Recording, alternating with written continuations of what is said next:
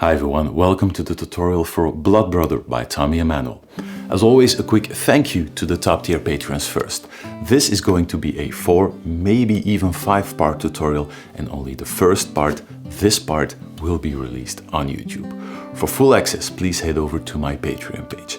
If you are looking for the tab or notation file, you can click the music notes link down below in the description. Blood Brother is another memorable tune by Tommy. And this one is going to be quite a workout for your picking hand. I hope you have some experience with the use of a pick or plectrum, because there are only 2 phrases in the whole song that require you to use hybrid picking, meaning pick and fingers at the same time. Everything else, every single picked note in the song makes use of the plectrum. If you're an electric guitar player who has been using a pick for years, this might be a great tune to try your hand at some of Tommy's music.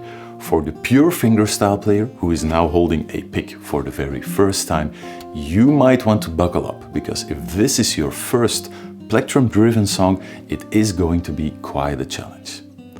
A last note before we dive into the lesson. This is a song that Tommy plays differently each and every time. I'm going to start by showing you a standard verse, and the next part of the tutorial I'm going to start adding all sorts of variations to that basic framework. And with that info you should be able to build your own version that closely resembles your favorite live version by Tommy. Ready? Off you go. Okay, straight to playing then. The guitar is in drop D tuning, which means you drop down the low E string a full step down to a D. Just for reference, during the rest of the tutorial, I will always refer to this string as being the low E string, as to avoid confusion with the other open D string. So I'm always going to stick to E string, A string, D string, despite the low E string sounding like a D. The only other thing you need is a plectrum or a pick. That is all. Let's have a look at the intro first.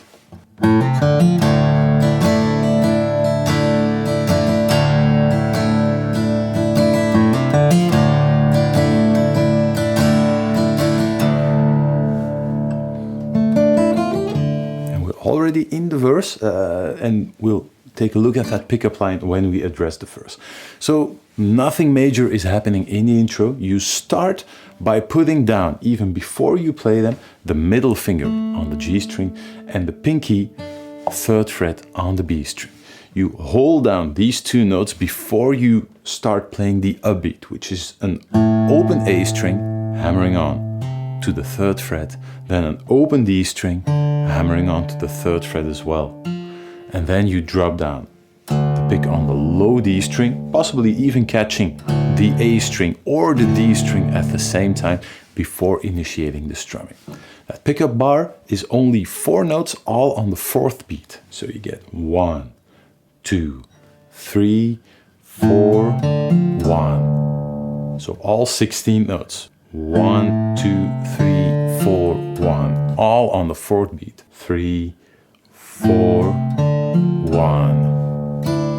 And then the strumming starts. You're already holding down this chord shape, middle finger and pinky. You also are going to add the open E string on top of that, giving you a D sus2 sound all the way across the intro. This chord shape doesn't change a single time throughout the whole thing. 3, 4, 1. Then we start strumming. Now, don't stick to these strumming patterns as I'm about to show you. I've watched 5, 6, 7, 8 different live versions. The strumming in the intro is different in each and every one of them. So you can basically do your own thing with this. The most important part is that you keep the strumming really light and always in 16th note mode with the strumming head. You get something like this. 3, 4, 1, 2, 3, 4, 1. It's all a mix of 8th notes and 16th notes, and it doesn't really matter how you switch them up. For anybody struggling or for anybody who does this for the first time, this kind of strumming, I'm going to lay out a strumming pattern now. Everybody else skip ahead to the next fill, because you can basically play whatever strumming pattern you want. This is what you can play if this is new for you. Up, down, down, up in the first 2 beats. Up, down, down, up, down, down, down, up. That's a really basic strumming pattern that moves a bit across the different beats. Up, down, down, up, down, down, down, up. Always keeping the momentum of this picking hand going. It never stops in this section. The second bar, you just end up on the bass note on the first beat, and we're going to strum in roughly the same pattern throughout the rest of the bar, and we're going to play that pickup line again on the 4th beat. 1, 2, 3, 4. And back to the low open D string, switching from the strumming straight back to those single notes. Might take a bit of practice. What I'm doing now, I'm strumming all the way up to the last moment. Down, up, picking. So straight after that last upstroke, I'm directly heading for that bass string to play that upbeat again. If you're struggling with this, then make sure that you end on the last downstroke. Down, up, down, picking. That you don't continue all the way to that last upstroke is going to give you a little bit of extra time to get the coordination right on that bass pattern. The next bar, exactly the same thing. I'm just playing some variations. Down, up, down, up, down, up, down, down, down, up. For those of you who want to review it, but it's basically playing as you feel.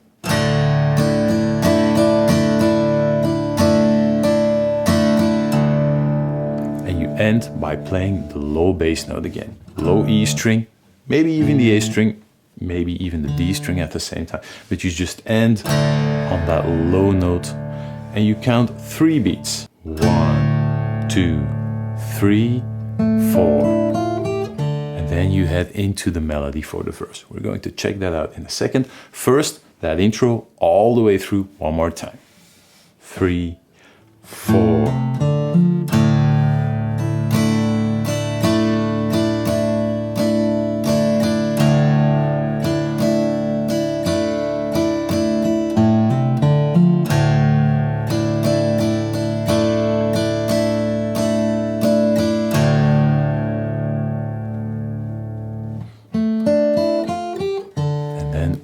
Straight into the verse.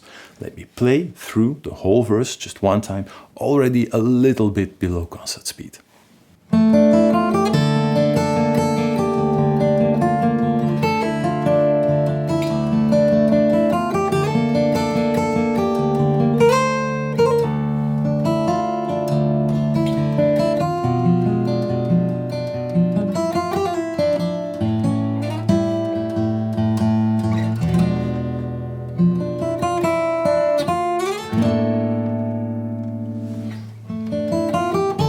Let's consider that already verse 2.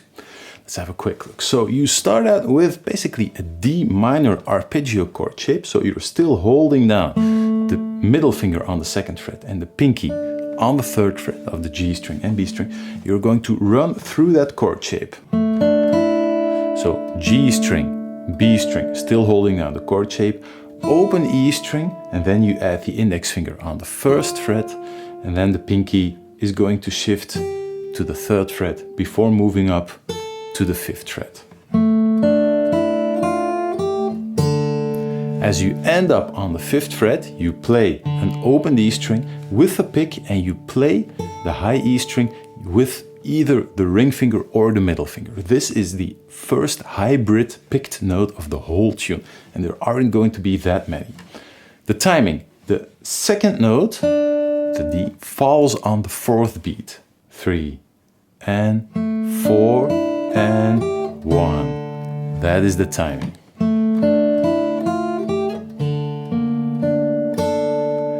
After that, you drop down a bar on the 3rd fret while that melody note keeps ringing out.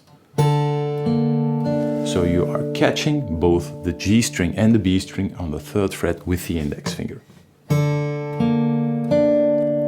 two arpeggiated notes, G string and B string, so E string and D string at the same time, G string, B string, and now you're going to play an upstroke on that melody note, but more often than not, Tommy also catches the B string. So you can aim for just a melody note on the high E string, but it actually sounds even better if you catch the B string alongside really lightly.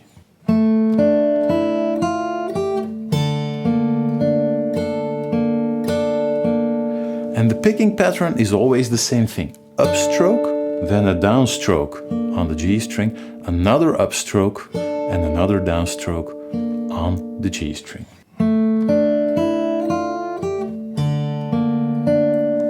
For reference, I'm also using hybrid picking and then two downstrokes on the G string and B string.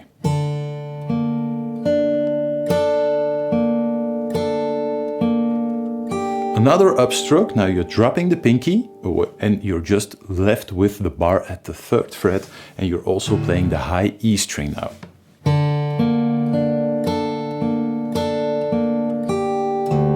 And now you head for that low open E string sounding as a D.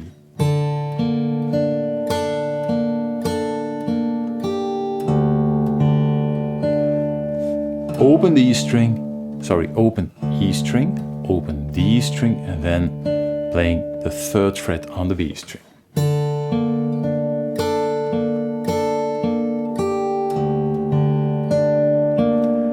And two upstrokes, so downstroke, downstroke, upstroke on the B string, upstroke on the G string, still holding down the same bar. Now you're going to add the pinky on the 6th fret on the B string.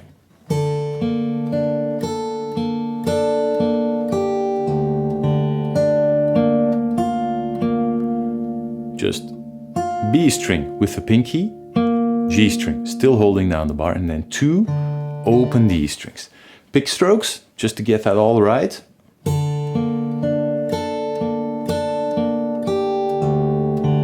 Up, down, up, down, up.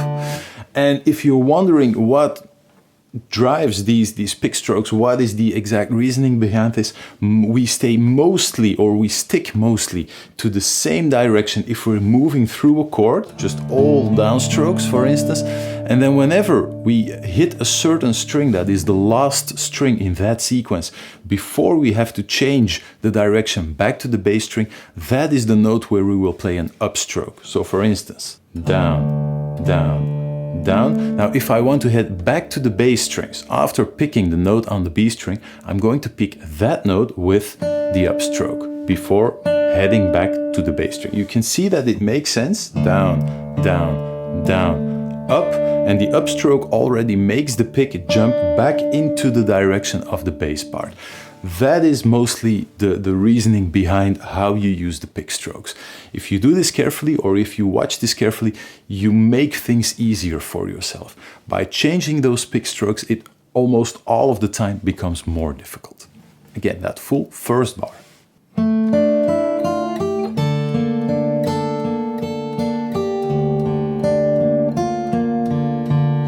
And now we have to switch to the 5th fret on the high E string. This switch to the high E string is so quick that Tommy uses the middle finger to pick that note. It is possible as well to play it with the plectrum, but Tommy just goes for the safest option and picks that one note with the middle finger in the picking hand. Index finger 5th fret, pulling off to an open string. Then you follow that up with the 6th fret on the B string and the 7th fret on the G string.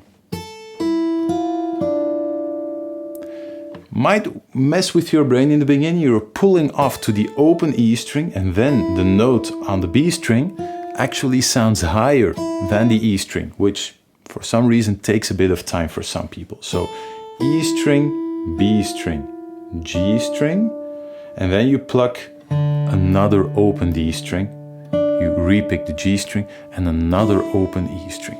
That open E string is going to be really important that you let that ring out, because that is going to mask our transition back to the open position. This is the timing. 3 and 4 and 1 and 2 and 3. ending up on an open D string on the third beat. 3, 4. And we're using that open E string on top mostly to transfer back to the open position and head back to the second fret on the G string, third fret on the B string, again using the middle finger and the pinky as we did before. Try to do that transfer back to the open position without hitting that open E string. If you manage that, the whole transition becomes so fluid, it sounds so effortless that it really binds everything together. Just that second bar.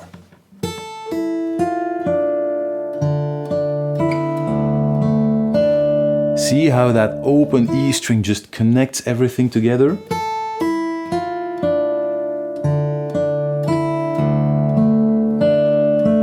Because then you just play the low open D string, second fret G string, third fret B string, second fret, and back in the same melody we used to pick up into the first verse. Exactly the same thing. With those extra few arpeggiated notes there, you get this. 2 and 3 and 4 and 1.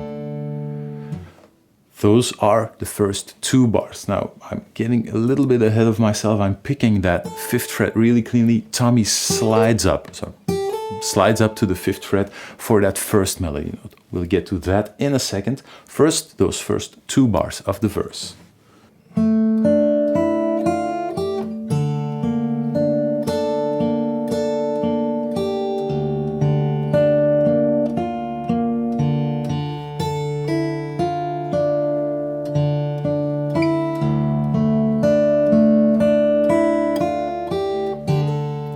Then you slide up, you basically play the exact same thing as before, but instead of playing that 5th fret cleanly together with the D string, you slide up from the 3rd fret to the 5th fret.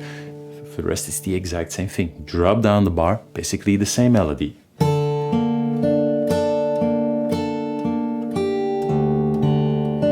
Up to that point, the exact same thing. Now we're going to slide with the ring finger from the 6th fret to the 8th fret on the high E string.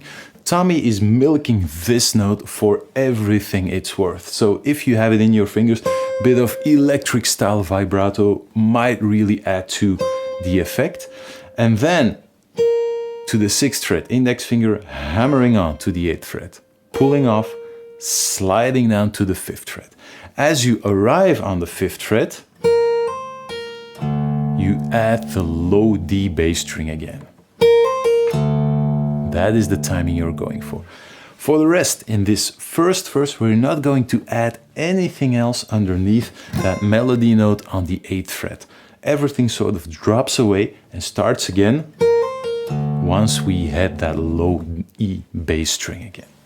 Let's combine it all.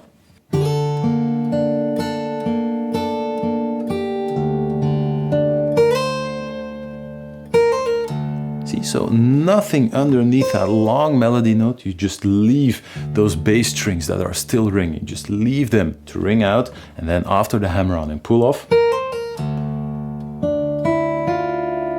we head back to the same fingering, 7th fret with the ring finger on the G string, 6th fret middle finger on the B string, basically playing around with the same arpeggio again.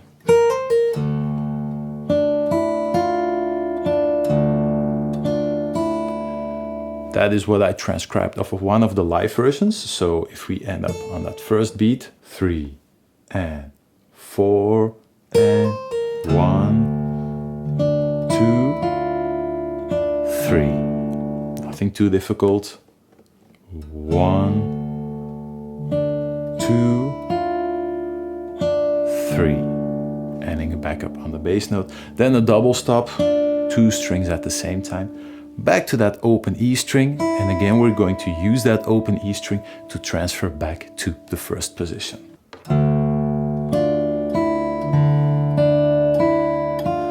Using an open D string, then adding, you're basically free here, the pinky or the ring finger, whatever works for you, on the 3rd fret on the B string, then an open E string, and then straight down with a bar across 4 strings, at least from the D string all the way to the high E string. And in the beginning, you only play the first string, the high E string, as a melody note. We're going to need the rest of that bar in a second. You're going to drop down a diminished chord. Middle finger, 2nd fret on the A string, ring finger, 3rd fret on the D string, pinky, 3rd fret on the B string. Now, before we do that connection into the next chord, we're going to tackle those last 2 bars one more time.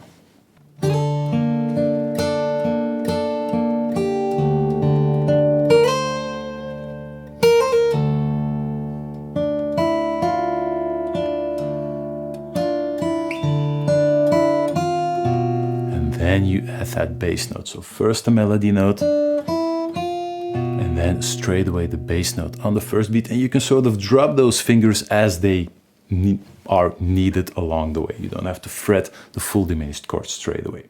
Before we continue, maybe those first 4 bars all the way through.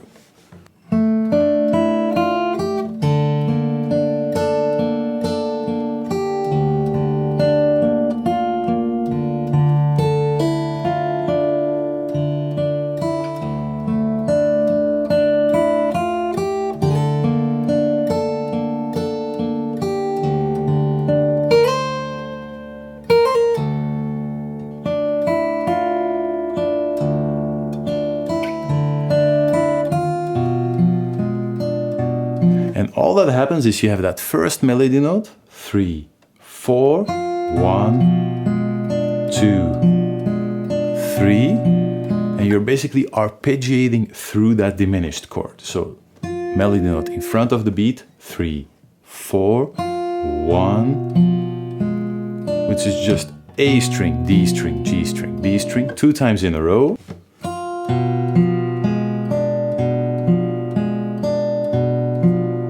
And then the next melody line, open E string, index finger 1st fret, pinky 3rd fret, and then pulling off to the 1st fret, pulling off to the open string, and ending up with the pinky on the 3rd fret.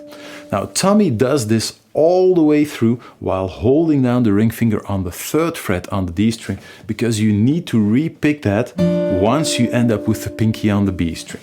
So that looks kind of like this.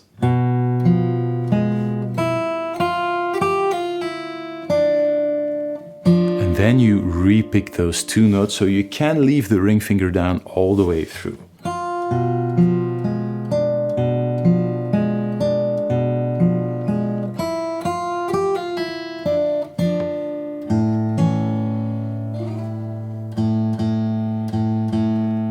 That next bar, 3rd fret, shifting down to the 2nd fret, shifting up to the 5th fret, while playing a low A string in between there. This is the timing. 3 and 4 and 1 and 2 and 3 and 4 and 3rd beat, 4th beat, nothing but an open A bass string. 3, 4.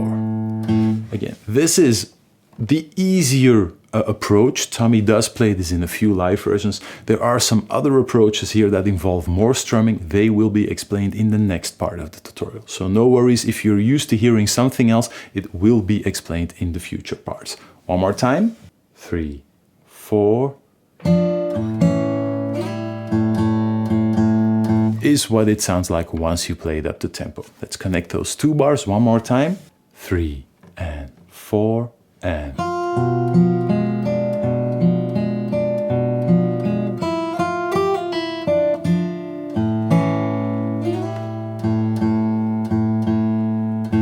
And now, the big one, Tommy goes for an E dominant flat 9 voicing, and he uses that trick again that always gets me. He frets the low E string and the A string with just 1 finger on the 2nd fret. So he uses the middle finger on the 2nd fret on both the E string and the A string, then ring finger 3rd fret on the D string, index finger 1st fret on the G string, pinky 3rd fret on the D string.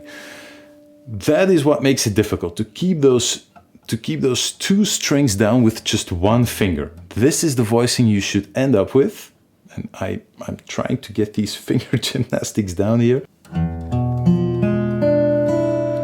There it is, but I find this a really tricky chord shape to get down in the flow of the song. There are two alternatives. The first one is leaving out a note, and that means you are just going to play the bass note on the low E string and leave out the one on the A string. Then you get this. And if you strum it, sounds just a little less full than when you add that A string. The other alternative, and I can't believe I'm saying this, is you are going to add in the thumb over the side of the neck. Half of my YouTube channel is me giving you alternatives of how you can avoid the thumb over the side of the neck. Now I'm going to introduce it into this song because I actually think this is easier.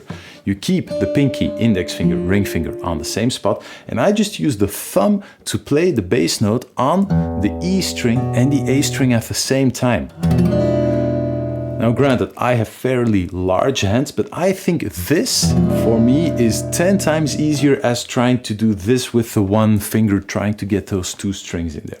So for the rest of the tutorial, you're going to see me use this option with the thumb over the side of the neck. So again, quick recap for that chord. You either press down with the middle finger on two strings at the same time, if you're good at that. I'm not.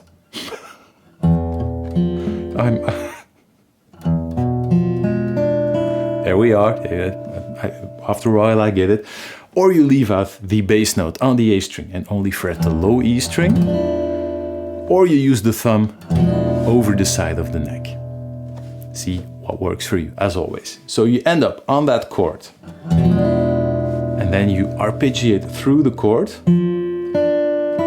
Just D string, B string, E string, and then flattening the bar. First fret on the high E string and then back to the open E string, back to the D string. With the timing, 1 and 2 and 3 and 4 and all the way at the end you drop down the bar again on the first fret and you slide up to the 5th fret. But again, just that one bar, getting the timing right. 1 and 2 and 3 and 4 and sliding up to the 5th fret. 5th fret bar across two strings, B string and E string. Ring finger, 7th fret on the G string, pinky, 8th fret on the D string, alongside with an open A string in there. I know the timing of this melody. There are some variations to it. They will be featured in the upcoming parts of the tutorial as well. That whole section together with the E chord.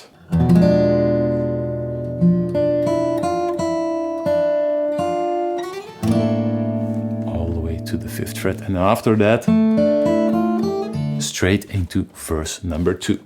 Before we head into verse number 2, first to recap those last 4 bars. 3 and 4 and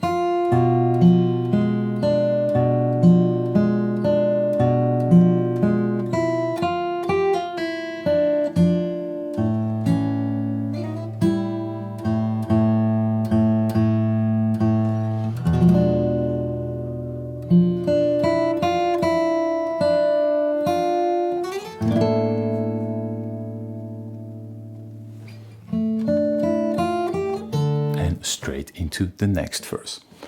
First, before we head into the next verse, a full recap of the first verse one more time, really slowly through the whole thing. Here we go.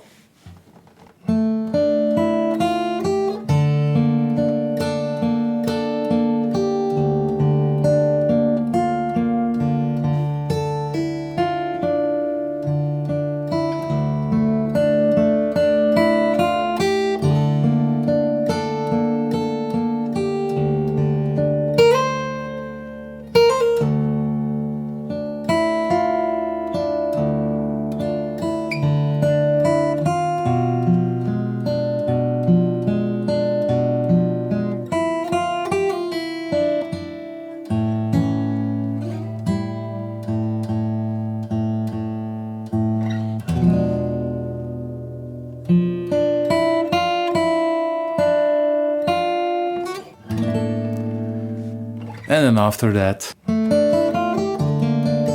verse 2.